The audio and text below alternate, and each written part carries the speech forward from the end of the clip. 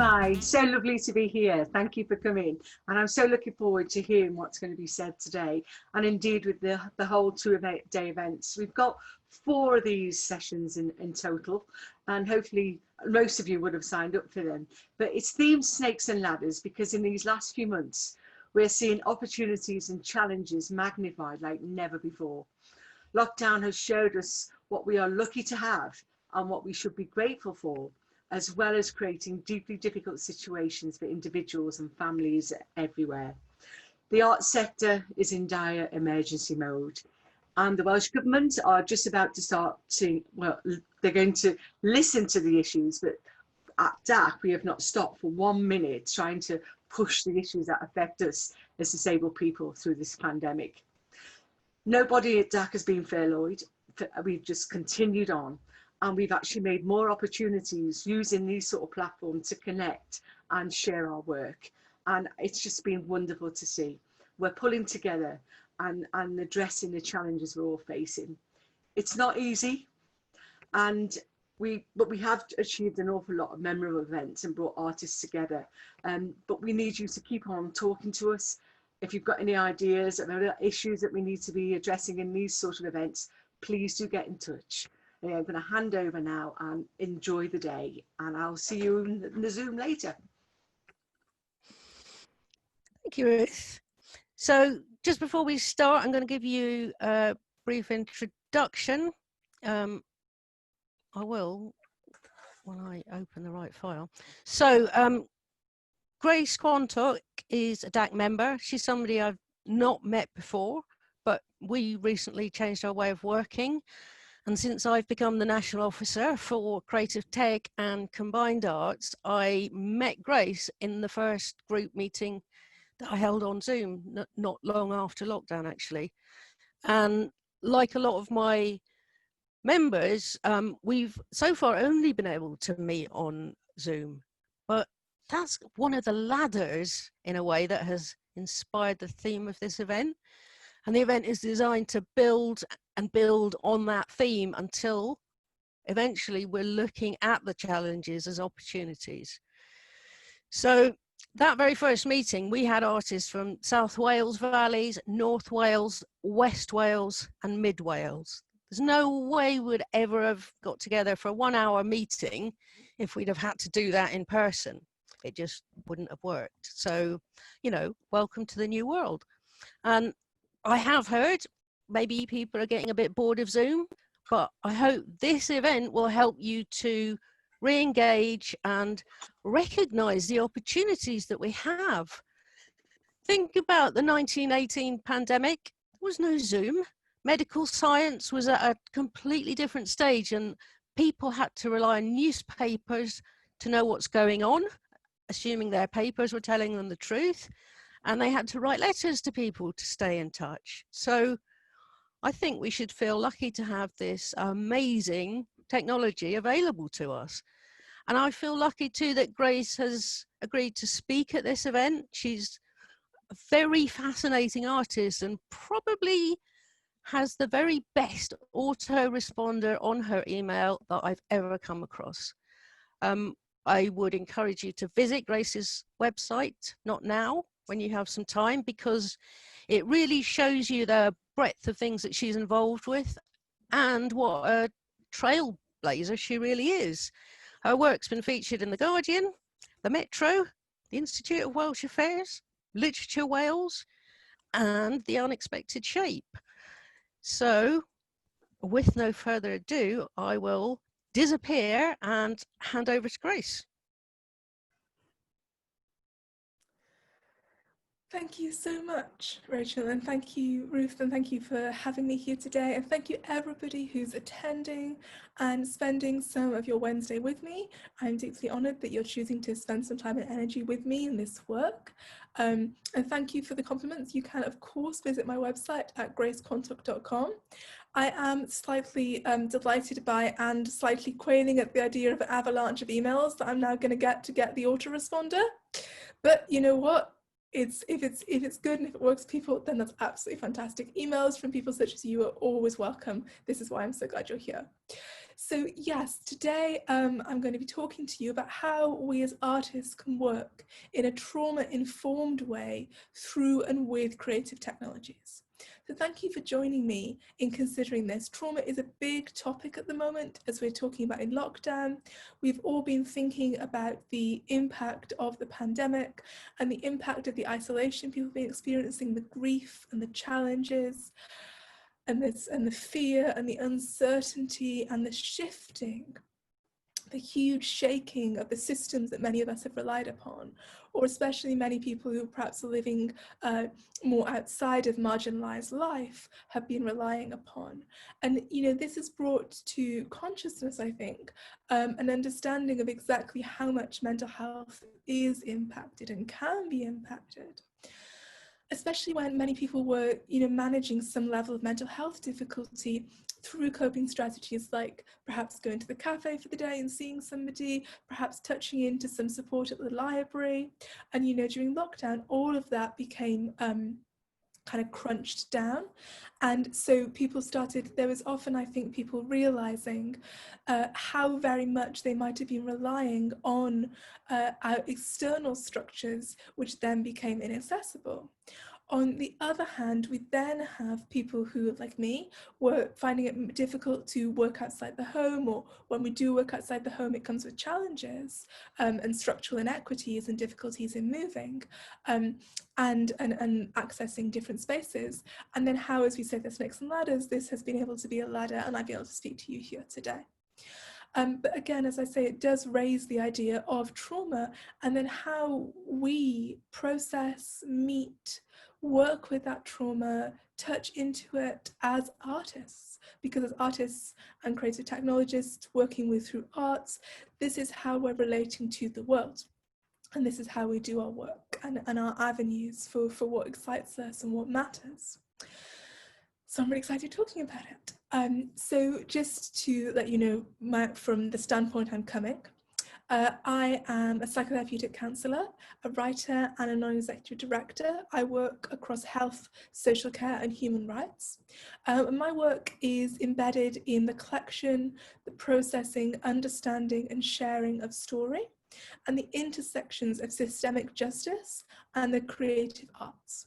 So I'm currently undertaking a research fellowship with the Southwest Creative Technology Network, where I'm a New Talent Research Fellow, researching how creative technologists can assess the impact of their data delivery methods and responsibly support more vulnerable groups to engage without overwhelm or re-traumatization. Now I'm going to unpack that because there's quite a lot in that sentence. But I'm also building on the work, I want to name and honour the work of Bristol and Bath Creative Research and Design, who funded a research fellowship for me, which I'm just completing now. And that was in digital placemaking, where I was researching how we influence appetite and aptitude in influencers and change makers towards inclusive digital practice, which is exactly what we're doing here and exactly what we're talking about at the beginning of this webinar, I think, in terms of how we can speak to governments, how we can speak to people who have resources to influence appetite for inclusive work, inclusive engagement going forwards. So you can get more information on my research. I'm talking today about my research to date, and I'm going to be sharing some of the most relevant learnings for disabled artists in this field and what we can do going forward.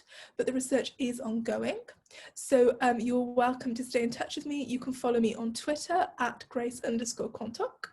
And you can also sign up for my love and wellness letters, postcards from the margins, where I talk about my work at the intersection of creative tech, creative arts and mental health.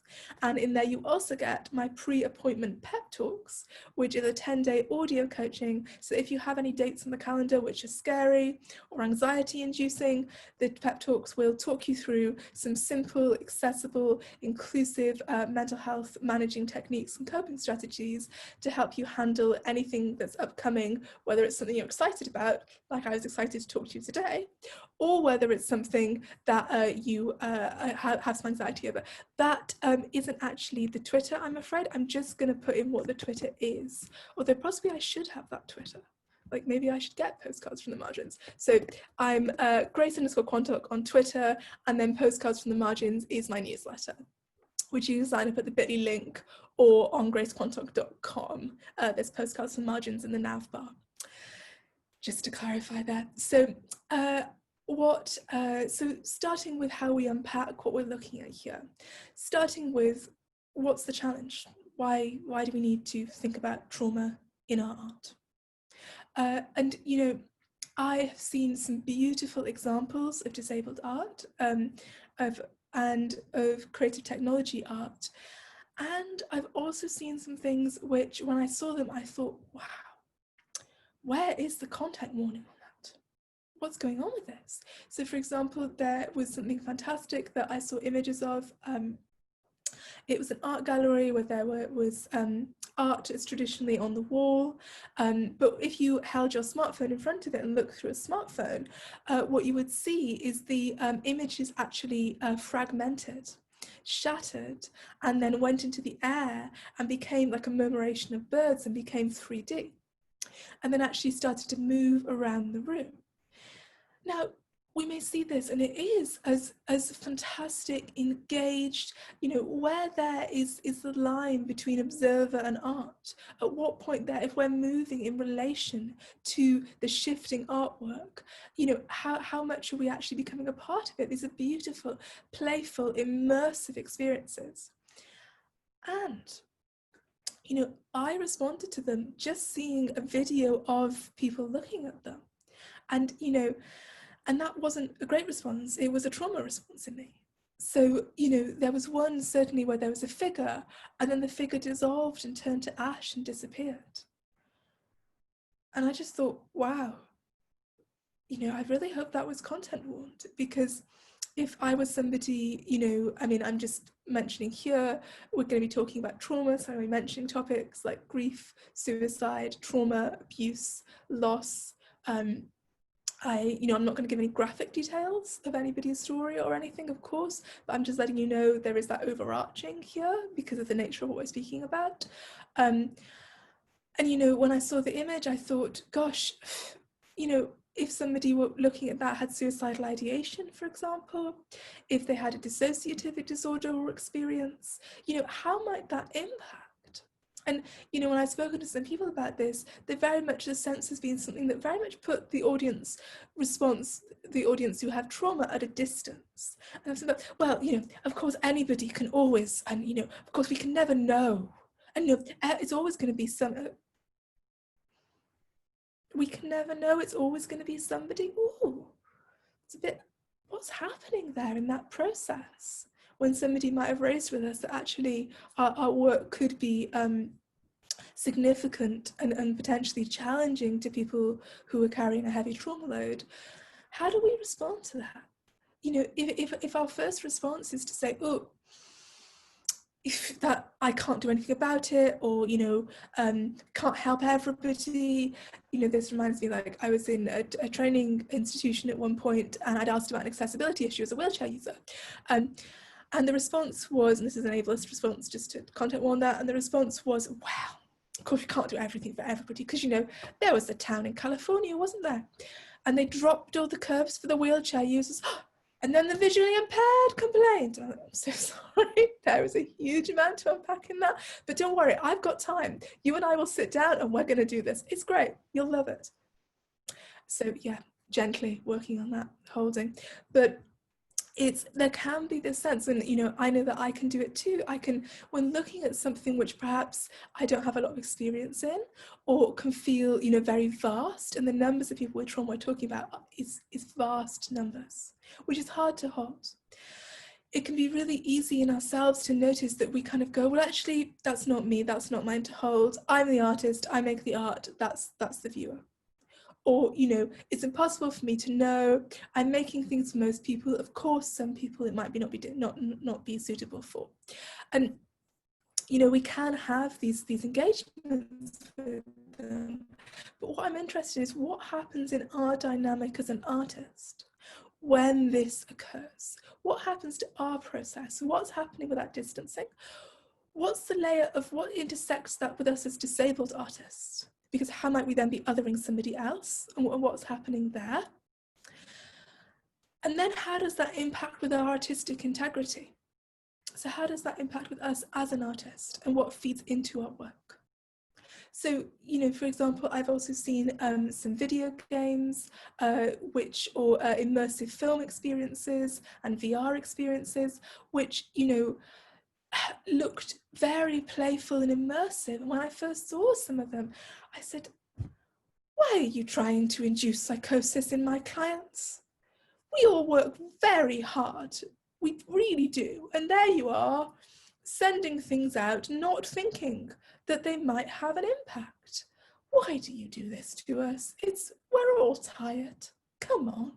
So that's a response from my own, you know, process and place there, and possibly a little bit sarcastic there as well, I acknowledge. But it was, and this was originally when I first met this, it was from non-disabled artists. And so, you know, my response there was very much from well, just consider.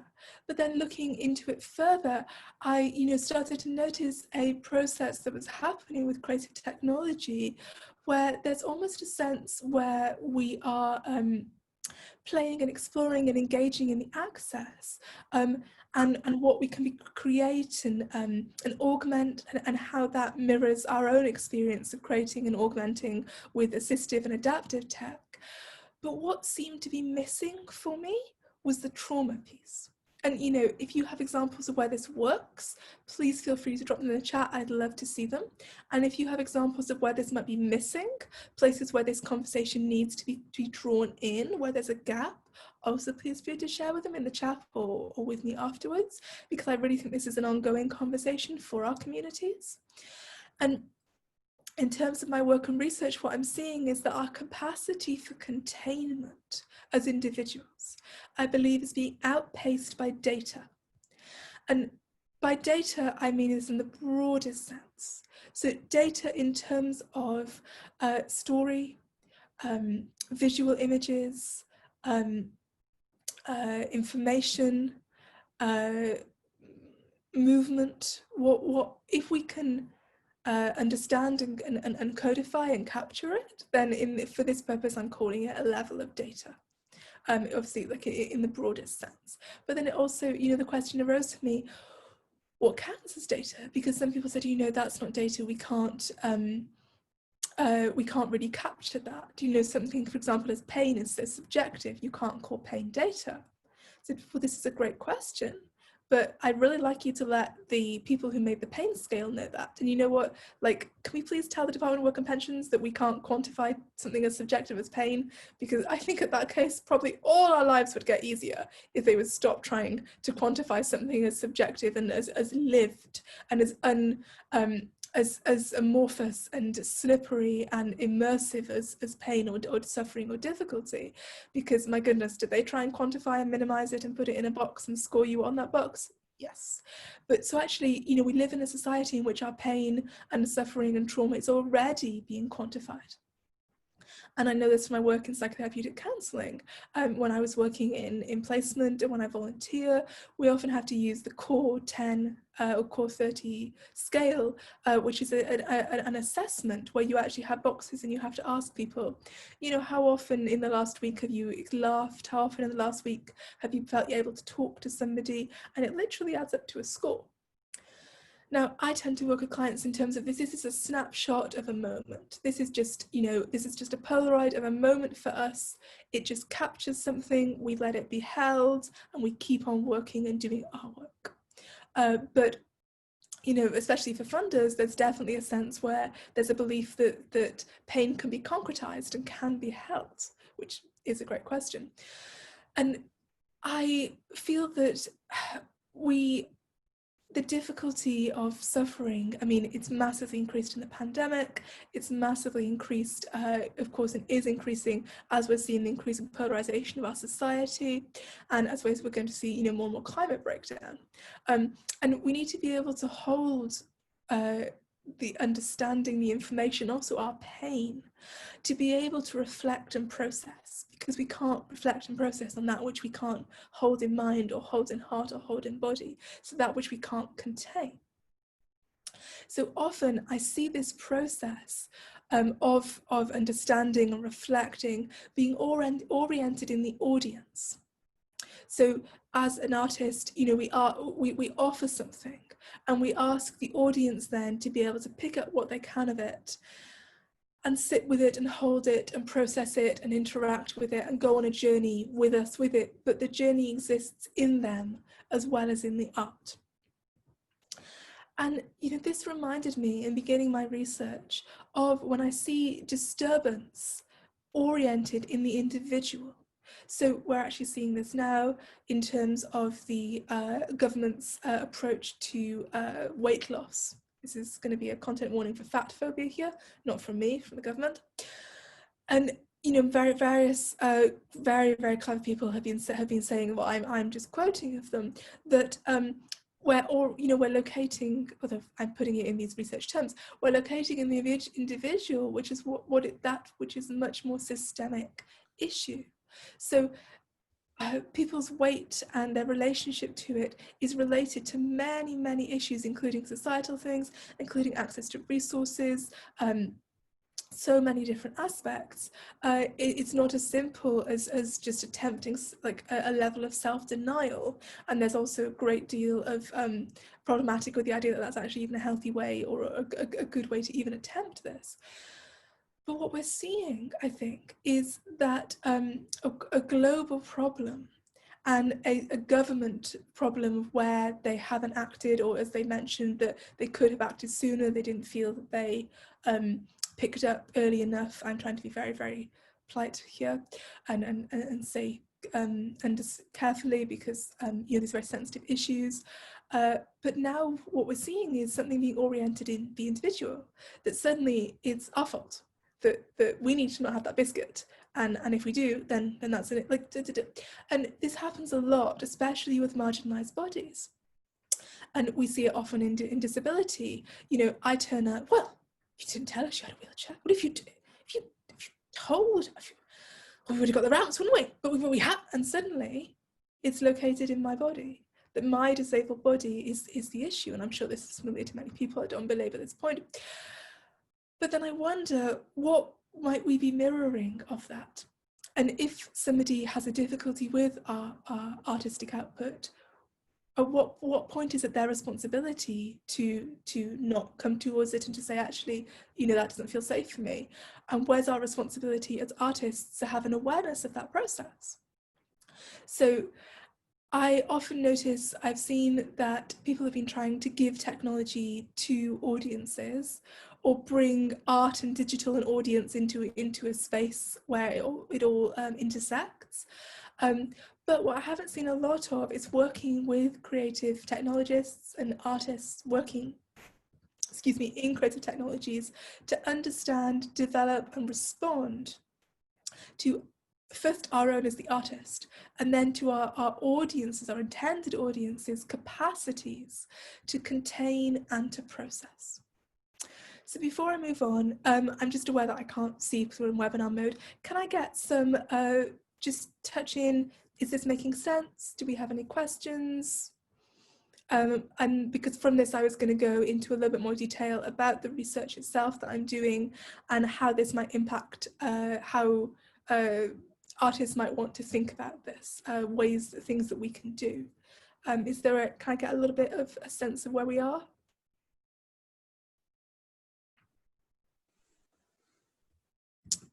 Oh, carry on. Fantastic. Wonderful. Oh, okay. No problem. Sorry. Fantastic. Okay. Thank you. If anybody's stuck on anything, if there's anything which you want me to go over before we carry on, please do feel free to shout me, because I want to not miss that if there's something that we're stuck on before we go a little deeper. So I'm just going to give a sec just to check in on that. Oh yes, you can also raise your hand. Excellent. Have my water break.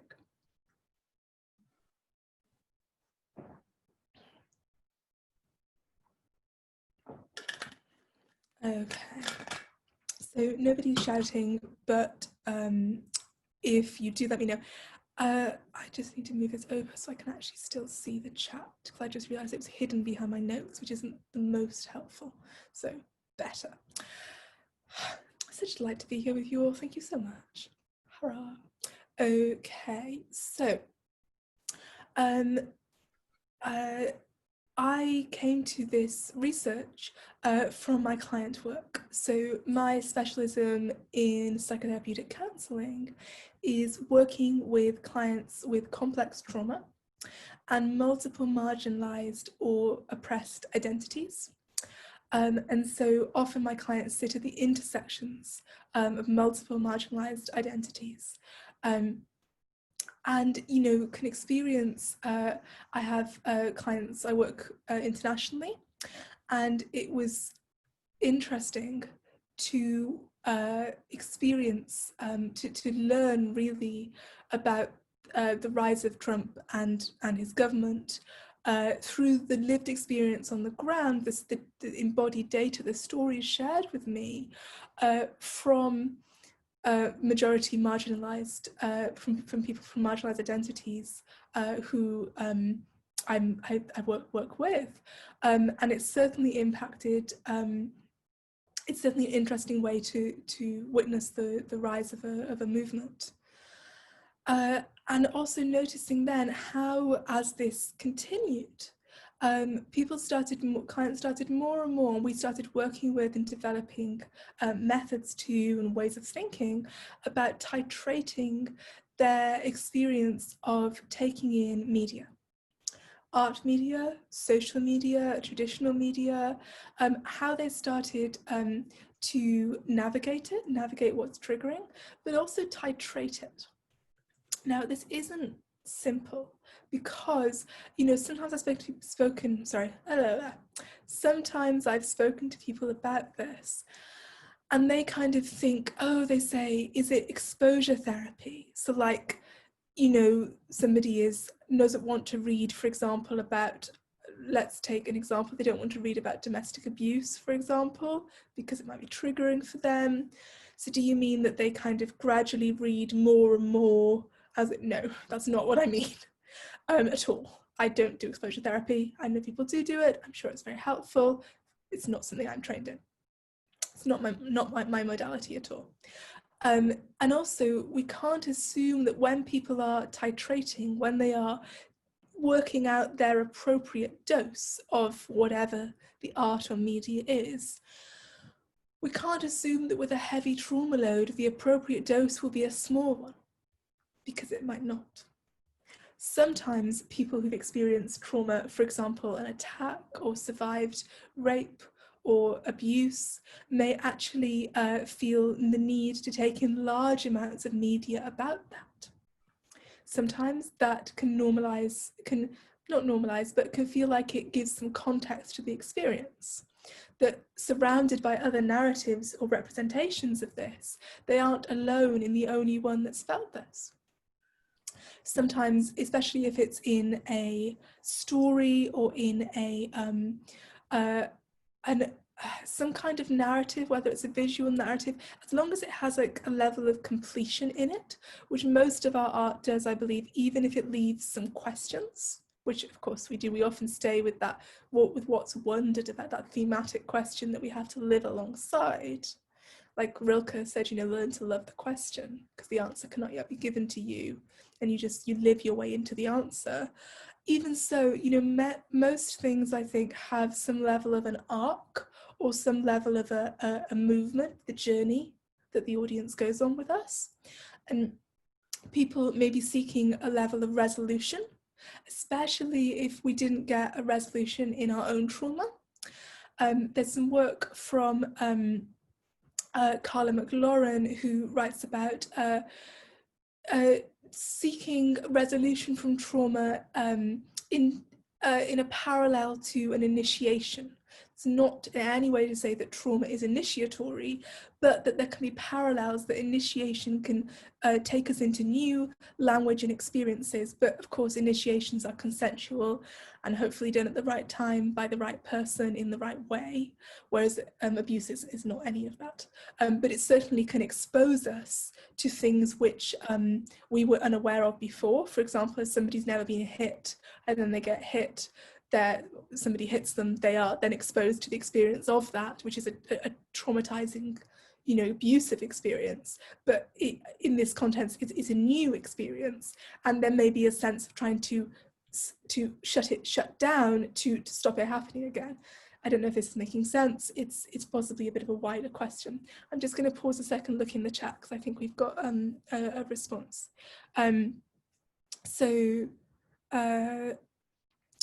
The impact. Yes, supportive of the audience and potentially the responses which can be personally negative. Absolutely, Kate. And I actually have been to one of your productions with Taking Flight Theatre, and it was amazing, and it did have an impact in me. And actually, we were talking afterwards and saying we almost need somebody at the outside to kind of support. And that's in no way picking out. I don't in any way mean to pick out that. I think it's something that we all need to ask in any experience, and this is also something that comes up in VR experiences. So my colleague Tim Lau, whose work I can link to, has been investigating the transitions between VR and XR and non-VR life, and how we transition between these two and what we're left with. And one of the challenges with this is sometimes people think that when we have a trauma around something, that we won't go near it. And that's not true. It can be true, but it's not always true. So yes, some does have without warnings, and where does the responsibility lie? It is really, really important. And then also I'm wondering how this impacts with our artistic integrity. So for example, I was working with a creative technologist recently about my research, and he was saying that he had been with a VR experience, and somebody came up and said, "Oh, this is VR." And he said, yes, would you like to experience it? He said, oh. And he said he had a real response, and it described a time when there'd been some kind of corporate event when they'd kind of put people in a VR and then pulled them out, and he said, he got really sick, he got vertigo, and the creative technologist was describing and saying, he was actually shaking. As he remembered it, he had a somatic response to the memory of it, which, we could potentially wonder, might that be, so what response might that be? It was certainly a distressed response, we can say here, from what was reported. And the technologist said he would have imagined that this gentleman would stay far away from the VR, but he didn't. He really wanted to go in it. Because sometimes we're wanting to repair something, or if we are quite dissociative or quite fragmented in ourselves, for example, we may also be drawn to art which mirrors that level of fragmentedness. Or if we have a lot of trauma in us that kind of rings in us and sits in us, if we come across art that vibrates in that same way, that touches into that same painful experience, we may well be absolutely compelled towards it and explore it at the same time as not necessarily having the capacity to actually contain it when we do explore it. It's like I was speaking to somebody yesterday about inclusion, and we were talking about, how would you stay away from something that you knew might be painful? And I said, it's kind of like people say never read the comments when you write something online. How do you not read the comments? Like, maybe you don't, and and that's great, and I work not to myself, but it's that sense that something's there, and if you have a wound around that, then something like that can just hook, and it can not even be a conscious decision. You just suddenly find yourself in front of it. this is, you know, really, really there. I'm just going to pause a second and just look at the chat, and then we can have a think about. Oh gosh, I'm sorry, I'm running out of time. Okay, we can see whether we want to go there. We may just want to discuss, I think, at this point. So, cathartic. Catharsis is a fascinating topic, and it's actually something therapeutically that we try to move more and more away from nowadays, because catharsis can in itself be re-traumatizing. So I can talk more about that if that's useful. So yes, you don't know what's going to be traumatized by what, but I'm also noticing that I'm not really hearing this in conversations, especially around creative tech. And I feel like it's a gap in the conversation. So where would we like to go from here? Because we've got 20 minutes left. Our options are, from me, I can talk about, I have two main learnings of how we can look at this as artists. We can cover those, or we can have a group discussion and have some Q&A, or I can try and cover them and then we can see how much Q&A we've got left. Do we have any votes?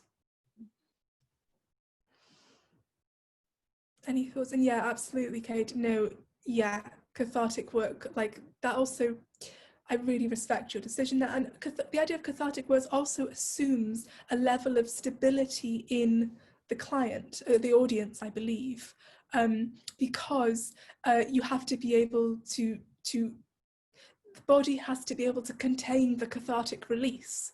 And like, if I've got a plate and my plate is full of trauma, then okay, yeah, absolutely, let's bring everybody in, thank you very much. If I've got a plate and my plate is filled with trauma, there's literally no capacity to do catharsis. So if you add something on, guess what's going to happen? It's all just going to fall everywhere and I'm going to collapse. So not fun.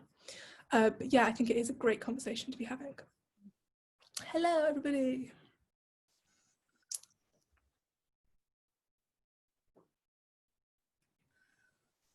It's fascinating to hear you. I mean, you're triggering so many thoughts and processes and thinking and what we don't really think about behind the scenes at lots of times. I really want to encourage people to ask you questions, and there have been some things put in the chat, but as we're all being let in now, do unmute, then let's see if you feel comfortable being seen, and do come forward with some questions. I'm so Star Trek. There's so many good artists. There's so many amazing artists here. I'm just like, this is an amazingly talented room. Thank you all for coming. Oh, nice. Thank you, everybody. So has anyone got a question first? I did put something in there about the social model of disability, because some of the things you're talking about, I mean, it's a great framework and it's something I totally endorse and work with. But at the same time, we embody an awful lot in our lives as disabled people, and how can we create safe spaces to talk about them? And I know that the thing I love about the arts, it bypasses the intellect, it hits your heart, and the emotions of our lives are so raw and out there. How can we create those safe spaces really to express those things? Yes, yeah, it's a great question, and I'm going to ask. I'm just going to say it back to you to check I've understood it. So we're asking that how do we as disabled artists create safe spaces for disabled audiences to come together and to understand some of the difficulties and the pains we experience? Is that? Not just for disabled people as well, I think for non-disabled people as well. I mean, sometimes we can be guilty with trying to almost bash people on the heads, literally, with our issues. But actually, sometimes what I've loved about working in this sector is by someone showing them their lives, it kind of helps people realise that's my experience and I never thought of it before. And it gives an articulation into things. But getting back to the social model and the fact that we can almost press down all our emotional content and deal with societal big barriers, there's a balance we need to achieve. And how can we do that? Absolutely. So, I mean, what I'm always interested in is containment. So how do we create a container that is enough to be able to do this. And then that starts with, how are we containing, and how is our container? So if my container of my body and myself is too full of what I'm processing, then I'm not going to be able to hold space for somebody else to be able to process that, and the art I create isn't really going to be able to have the capacity to hold them.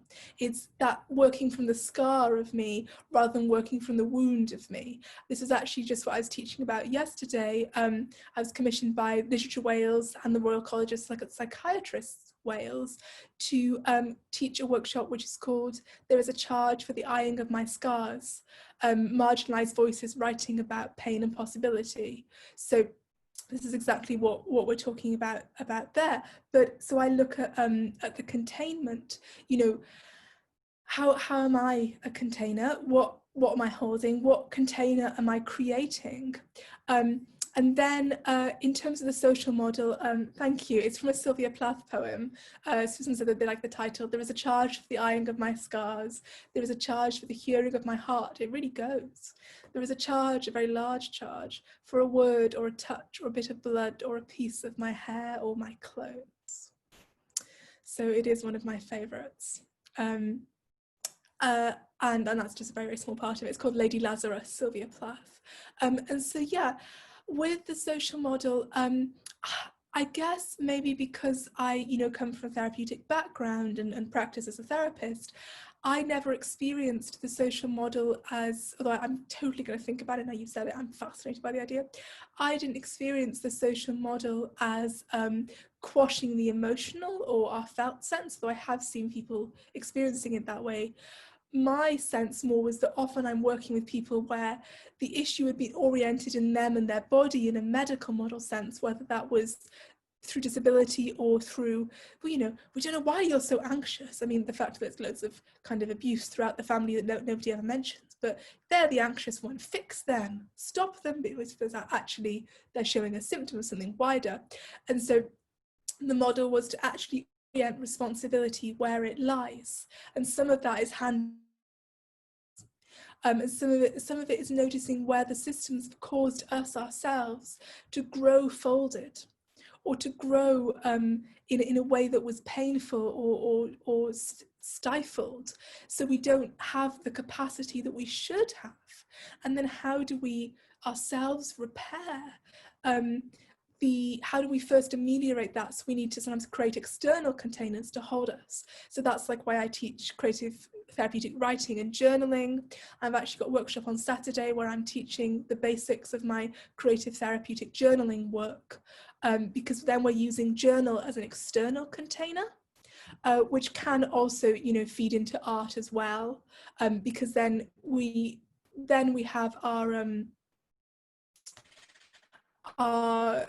own process. We're kind of collecting ethnographic data on our own experience, and then using that as kind of source material of working with it, then kind of expecting it to fly from the beginning. I don't know, I'm just going to share that in the chat if that's okay. So that's the link to the workshop if anyone's interested. But does that answer your question, Ruth, or have I just gone way off topic? No, it's just to hear reviews, because one of the things I love about the social model, it's always moving, it's never fixed. But one of the reasons I've mentioned it is because when I first got involved in the disability arts movement, we weren't allowed to talk about our impairments at all. It was all about society, and that can actually negate so much of our experiences emotionally, and how we can put that out there and how we can make that valid is quite important. 100%. And I imagine at this point, the way I'm speaking is benefiting from the work that you have done to get us to this point. So the fact that I can talk about the social model with my emotions and from a therapeutic perspective is thanks to all the work that activists have done up to this point to develop it to this point. So, thank you for making this possible. Any other questions or comments? Yeah. I was waiting in case anyone else wanted to jump in, but there is something I've been thinking about, talking about trauma, and we're hearing a lot now about ACEs, adverse childhood experiences, and how prevalent that is. And I've been going along thinking I didn't have any of that. I had a nice middle-class childhood. I went to a nice school, blah, blah, blah. I had some trauma in my adult life around having my hand removed bit by bit, but to that. But only recently have I started to read about the people talking about getting a diagnosis, and this is autistic people I'm talking about, getting a diagnosis late in life and the trauma that ensues for them, really, looking back on all the years they've spent being misunderstood, talked about as a weirdo that doesn't fit in, and all of that stuff. Are you seeing a lot of that at the moment as more and more, especially more women, get diagnosed later in life? Not so much for me, but because I specialize in complex trauma and multiple marginalized identities, so generally my clients come with a lot of trauma anyway that they're aware of. But you know, I have a colleague, Carly, what's her surname? I will find her. She's a British autism advocate. And you know, she has seen, you know, lots more, and I have absolutely seen, I'm just making a note.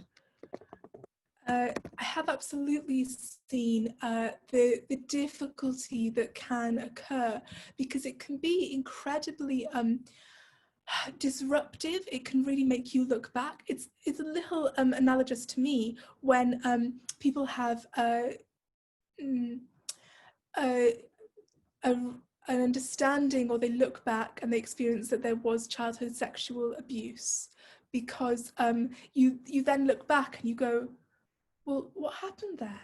And like, when that person was nice to me, were they not nice to me? And like, I thought it was okay. Like, what's going on? So there's this unpicking there. I do see this in terms of people experiencing ableism and racism, because sometimes, you know, they will have come and like you know, there's a sense of like, I was fine. And then there's this awareness that comes. And then there's a grief process, an unpicking of, oh, well, actually, hold on. Was that problematic? Or like, you know, actually, wait, do you mean that shouldn't have happened like that? And it's a revisioning, it's a examining our own narrative of ourselves and our lives. So it has to be done very, very carefully.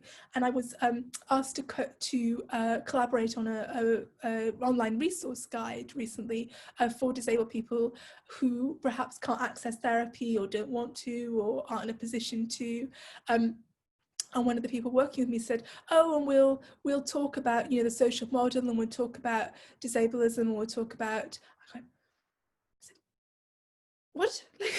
That's a lot to just drop on somebody. Like, if they're not aware of that, do we actually want to kind of unpick their happy life and say, oh, guess what? Actually, it's much worse than you thought it was. Like, where's my responsibility in that? Like, no, you know, I always remember a friend of mine said that when they first realized about the social model, they nearly got divorced.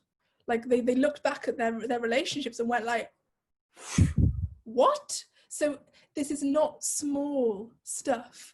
And, you know, if people sometimes, you know, want to stay not seeing this. And I really get that, you know, that it keeps them in relationship, it keeps them in spaces and access to things and a way of seeing themselves that they're habituated to and that they recognize themselves in. It's tough doing this stuff, and not everybody necessarily needs to.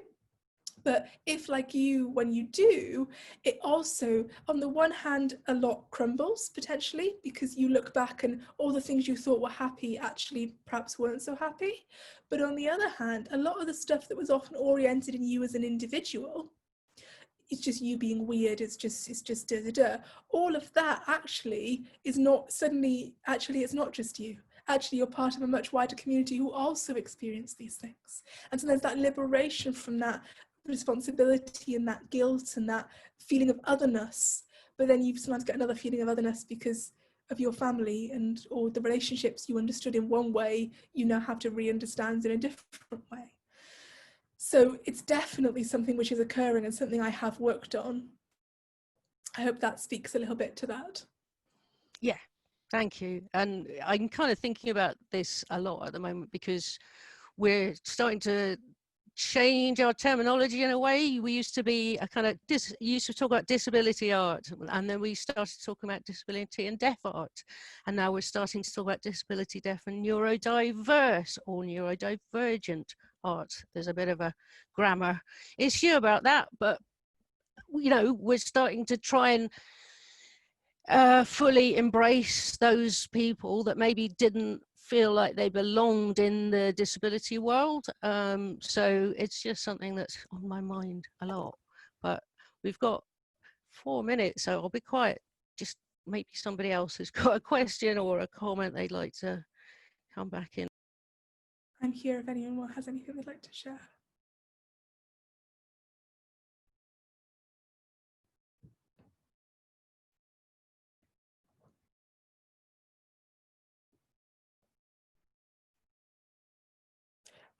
I don't know if I can see everybody, so if you want to, please feel free to unmute yourself, because I can't actually see everybody on my screen at once. Otherwise, I can just speak to the comments that have been shared.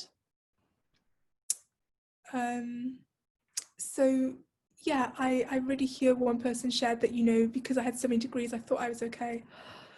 I hear this, I do. Yeah, and yes, and we also experience this far too often, that, you know, when you have one thing, especially something that's recognized in a certain way, everything else just gets flattened down. And we sometimes, you know, can see whatever you have, oh, it's probably just the autism. You're like, I'm sorry, like I am a person with multiple things happening, and I have various stuff going on for me, but no, it just all gets which you know is a denial of a great deal of our experience. And also Kate sharing that the discovery of the social model, yes, a huge revolution, huge. And yeah, 100%, just it can just, and this is why I really I wanted not to just put this in some book that's going to be released online, because of course you can find the social model, you can just Google it, but like this is envisaged as like a step-by-step taking people through them. I thought we need to do that in a container where we can actually check how they are, and when we need to, how we titrate that, as we talk about titration, because there'll be times when we need to slow it down and we need to stop talking about it, talk about something else, help restabilize the aspects of their lives, help restabilize their understanding of themselves, their interactions, their community. So yeah, we can't just kind of dump this on people. So yeah, absolutely. And yeah, never tidy. I know it's, yeah, and you know, it's the challenge of who might try to tidy us, the beauty of actually being very full, of spilling past boundaries which are the box that we're said to be allowed in, celebrating the multiplicity. So yes, you know, a lot to think about. Please feel free to come back to me. I've put my website, my newsletter, my Twitter. I'm best on email for like, if you wanted to book a session to talk. I'm best on, my website's got 10 years of stuff on it, so like there's quite a bit to look through there, no pressure. And I'm active on Twitter, but less in DMs. So yeah, I'm delighted to be here with all. Thank you. Well, Grace, thank you ever so much for what you've said. I am quite amazed by it. It's so rich. I'm going to go away and reflect, because there are things I'd never really thought about before. And I think a lot of us probably got an awful lot from today. But it just makes me realise that tenacity is our lives as disabled people. You know, a lot of us live it with a lot of trauma, and sometimes we just don't know where to put it. And I think to know how we can contain things and how we can engage with things from an empowered point of view is so important. So thank you for all your sharing, and the fact that you're open for us to get in touch with you. Please all do that.